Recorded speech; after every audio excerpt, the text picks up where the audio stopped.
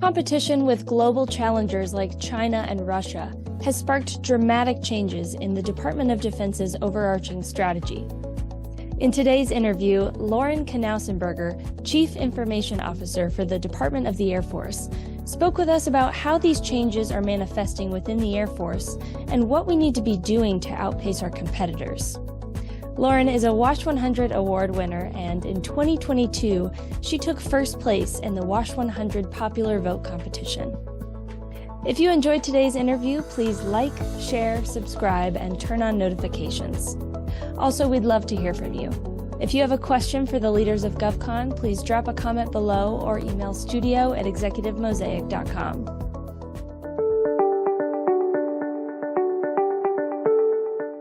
Hello, and welcome to Executive Mosaic's video interview series. I'm Summer Myatt, and here to speak with me today is Lauren Knausenberger, Chief Information Officer for the Department of the Air Force. Lauren, thank you so much for joining us today. All right, thanks for having me. Lauren, I'd like to start with your current outlook on the global defense landscape. What are the factors that are defining this era of defense? Absolutely. So the main things that I see are that we've spent most of the last 20 years very focused on the global war on terror, with a lot of investment in Afghanistan, really having a lot of our center of mass around the Middle East. And of course, with withdrawal from Afghanistan, we are moving our resources elsewhere. And as we've moved those resources, unfortunately, new threats have emerged. And you see Russia being much more aggressive, first with Crimea, then with Ukraine and the ongoing conflict in Ukraine. And likewise, the response that we've seen from the global community standing behind Ukraine as they fight for their freedom.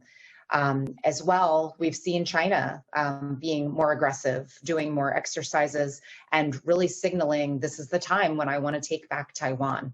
And so, of course, we're watching that very closely. And it is a very different situation fighting in Afghanistan, fighting Russia, fighting China, really fighting, a near-peer adversary.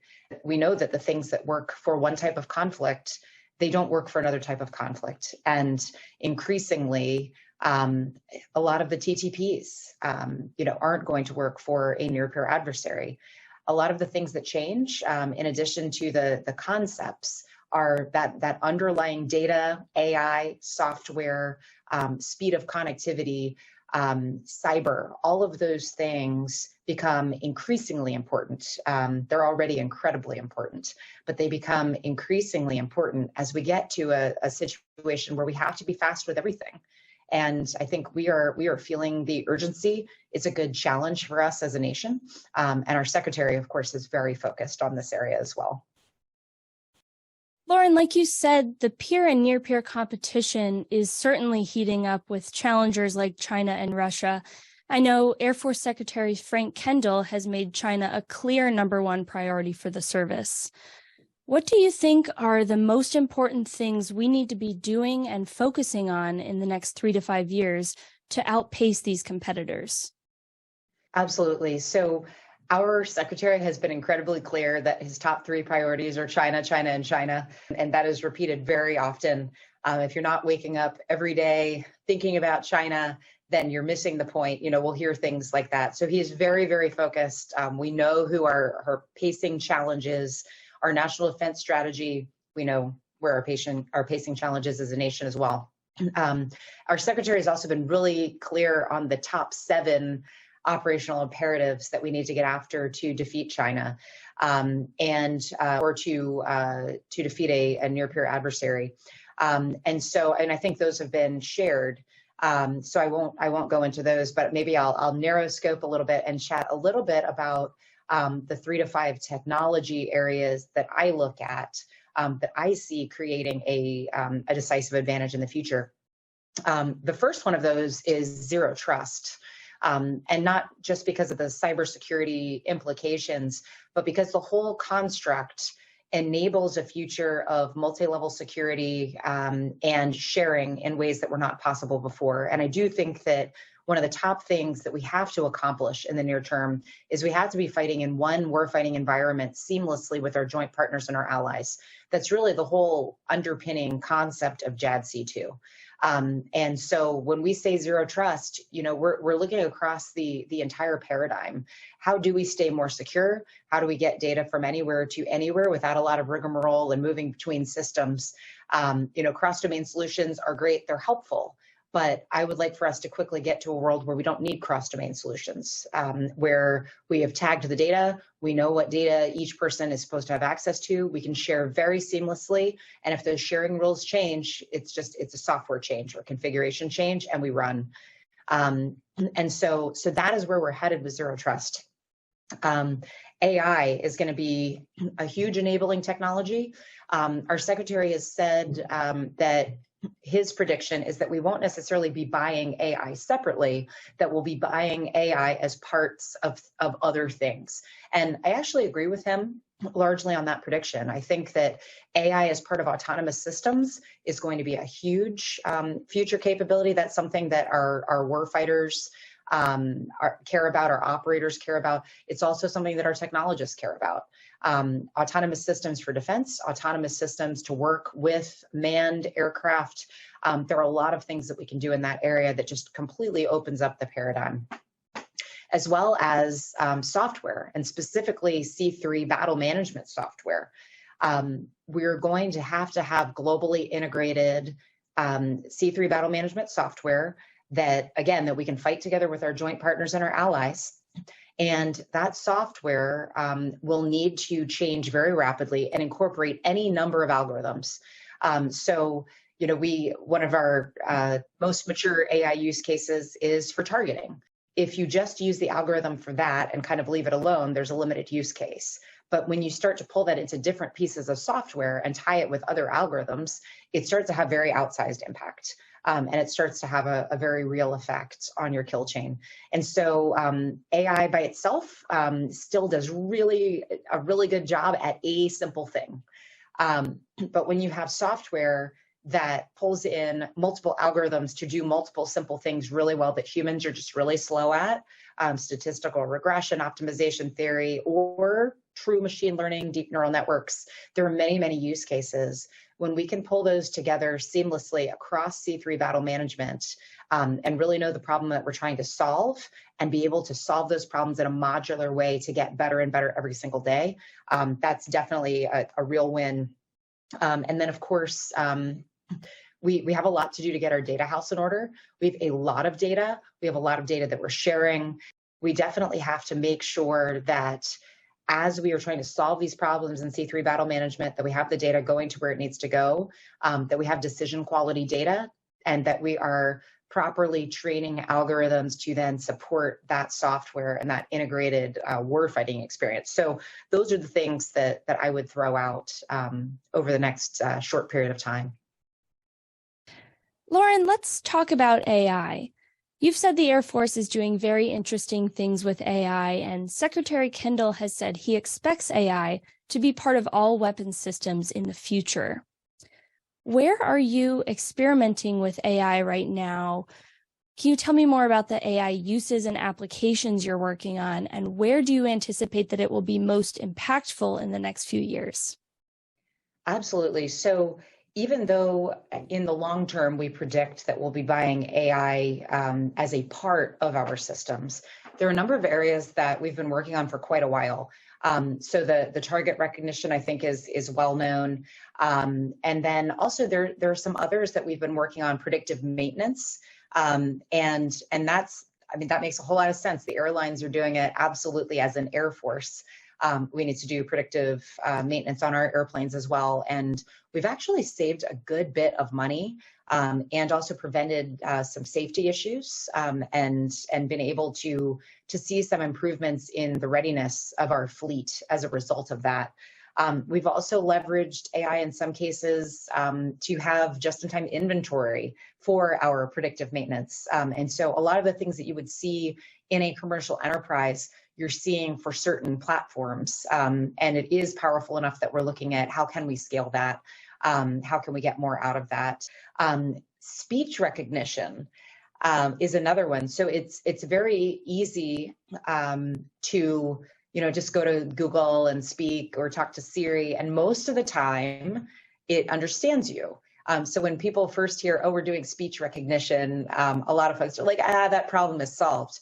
But if you have people speaking multiple languages, thick accents, a lot of static, think of a radio, you're hearing, and then military speak, we're saying things like bingo, we're saying things like 9 or 9, or, it's not normal words. It's a completely different lexicon. And there's also a different lexicon for EMTs who also are on radio. And so, as we're looking at AI for problems like this, we're also looking at where are other places that have maybe done this that we can benchmark, where are other places that can benefit from the research that we're doing.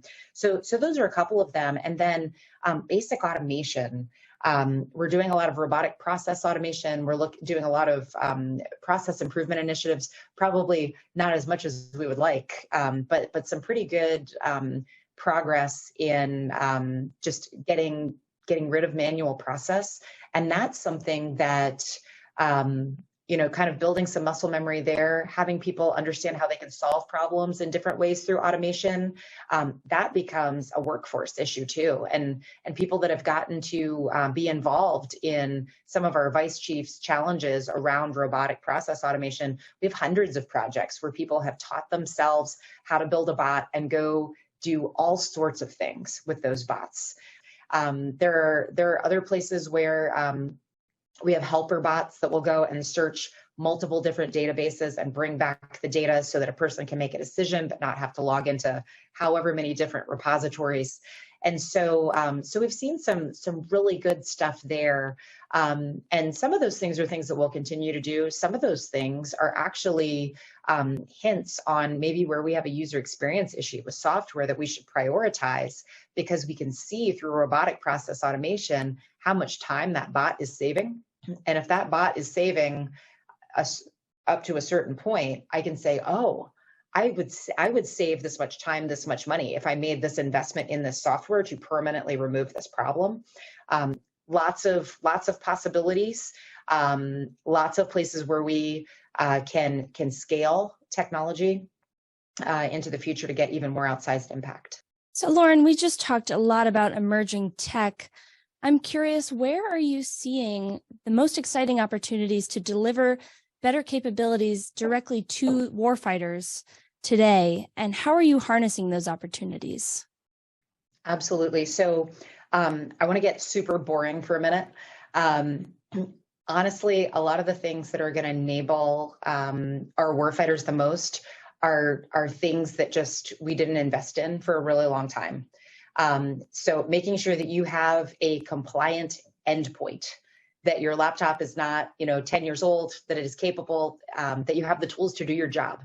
That is one thing. And actually, we've made a lot of progress on that over the last 2 years. It sounds really simple, but think about the bill of 750,000 people times, $800, couple levels of classification. The bill adds up really fast. And so, that's something that we're getting after, making sure that we're really leveraging our user experience numbers and throwing our next dollar to where we know that we're going to get better performance for our warfighter. And a lot of the places where we're going to get better performance, we're also going to get better cybersecurity. Things like making sure that all of our network equipment is up to date is huge. Making sure that we have the connectivity that we need in our bases, whether that is running new fiber, whether that's allowing a Starlink connection, whether it's 5G, whether it's Wi-Fi, making sure that people have the connectivity and the tools that they need to do their jobs. And that comes down to software as well. We do have more and more things going into the cloud. We're making things easier to find, but it is not yet easy enough. And one of the big efforts that we have coming up on EITaas Wave 1 is an IT store where it will be very easy to see exactly what's available to you in terms of hardware and software. Very easy, for example, to see, hey, you're looking for visualization software. These are the ones that are approved for the network. These are the ones that we've already purchased for you as part of the enterprise.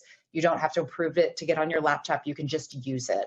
And so those are things that actually we take for granted in our personal lives. But at our scale and with some chronic underinvestment over the last few decades and just a really mysterious policy environment, it has been complex. And so I think we've cut through a lot of that. We have some really great plans in place aligned with our strategy, and those really boring things, executing them really, really well, following each enterprise service end to end and making sure that we were just executing, the heck out of it. Those are the things that I think are going to make the most difference for the warfighter right now. I remember the Fix Our Computers movement a couple of years ago, and it's nice to hear that progress is being made on that. Actually, so I'd love to mention the Fix Our Computers thing because, of course, that's something that even coming into the job was really important to me. And from about 2 months before that post to a year, from November to November, I think that post was in February, we went up between 15 and 19 user experience points on a scale of 100, which is a really big deal to make that much progress in a year. And, that came down to, we've been collecting user experience data for a little while. We've been listening. It took a minute to get the money flowing, but it is flowing now, and we're moving pretty quick. And, we're following the thread and getting after what our warfighters need. And we know it's not perfect too. And so, I'll totally take, any incoming spears, and I want to hear it all. Because, the more we get through our surveys, the more our agents are telling us too, the software agents that we have deployed, the more that we can prioritize what's the next thing that's going to get the biggest bang for the buck that we can really succeed. So it's been very helpful dialogue. And I think it's also really elevated the level of funding and the level of awareness of that we were underinvesting in these things and that they matter. And I think that funding and awareness piece is definitely a huge part of getting after that problem. Amen. So in light of the highly anticipated Joint Warfighting Cloud Capability contract finally being awarded in December, how are you preparing the Air Force's Cloud One for interoperability with JWCC? And what is your vision for how the DoD's cloud environments will work together to give the U.S. advanced capability and connectivity at the edge like we've been talking about? Absolutely. So the overall common vision is to be able to fight in one environment with our joint partners and our allies anywhere in the globe, to be able to seamlessly move data from the cloud to the edge, to have global compute wherever and whenever we need it, whether it's space, air, land, sea, to be able to get through some of the policy issues that have stymied us in the past, and to do this all under a multi-level security framework under our zero trust strategy. So, we're very much aligned. If you look at who's providing that compute, Cloud One has Microsoft, Amazon, Google. We're working with Oracle. JWCC has all of those same vendors. Mm-hmm. So when you say, well, how is Cloud One getting ready for interoperability with JWCC? It's all the same cloud. And so there's not really an interoperability challenge. What we need to do is really make sure that we can see our cloud environment, that we can defend our cloud environment, that we can seamlessly move data between applications, regardless of where they are. And that we're doing it very cost effectively for the mission impact that we need. And so that is really going to be the goal, is the interoperability and the cost effectiveness and kind of the bang. JWCC out of the gate is not going to provide kind of the end-to-end integrator function that we have from Cloud One, for example, where when we put applications in Cloud One, we're bundling them with enterprise services. Like you must use the enterprise ICAM, you must use the enterprise continuous monitoring. There are a couple of different services that go along with bringing your application into Cloud One. And JWCC may get there one day. We're actually discussing, hey, what do we need to build into JWC that makes it incredibly consumable, that makes it incredibly effective for our warfighters, that makes it really cost effective so that we can all largely be in the same cloud environment and avoid any duplication. But at its core, As JWCC services become consumable, we'll be ready to consume them with very little pivot. But we still need things like Cloud One for any period of time that we can't get that kind of end-to-end solution of enterprise services. And that's another place, frankly, where the department's converging too. We are converging on data standards. We're converging on ICAM. There are a lot of things coming together now that are kind of precursors to that world where we have agreed upon enterprise services, and it is pretty seamless to move into one joint warfighting combat cloud. Well, Lauren, thank you so much for your time today and for all the work you do at the Department of the Air Force. All right, thanks a lot. Always great to chat with you.